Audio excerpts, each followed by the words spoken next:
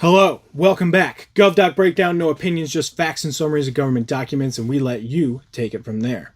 June 12th, House Joint Resolution 87, 88, and 89. So 3 new laws passed by Congress having to do with the Congressional Review Act, House Joint Resolution 87, 88, and 89.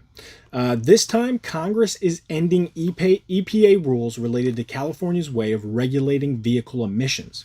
A lot of these resolutions have been kind of milquetoast, but this one is kind of interesting. So California has a unique role under the Clean Air Act because it was regulating vehicle emissions before the federal government stepped in and created national standards. Section 209B of the Clean Air Act allows California to request waivers from the EPA to set its own stricter vehicle emission standards. Also, an important note here is that other states cannot create their own standards like California, but can adopt those set by California once they're in place. So, we got 3 resolutions here, 87, 88, 89. Let's go with 87.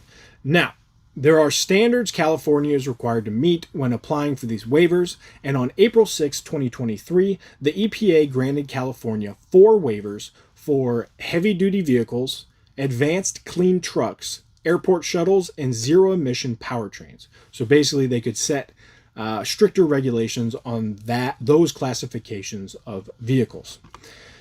With these waivers, California could have enforced higher emission standards, superseding federal government regulations, which is usually a no-no because federal rules overpower states.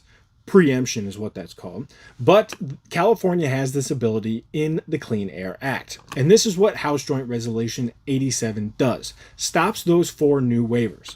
California's ability to enforce these regulations is now nullified, and the EPA is barred from issuing new waivers for substantially similar California regulations unless Congress allows it. Because remember, under the Congressional Review Act, if they revoke a rule, that federal agency cannot create a substantially similar rule without going to Congress for approval.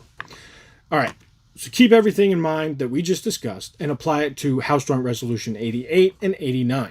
88 does the same thing to a California waiver implementing the Advanced Clean Cars 2 regulation, which applies to new light and medium duty vehicles starting in the year 2026.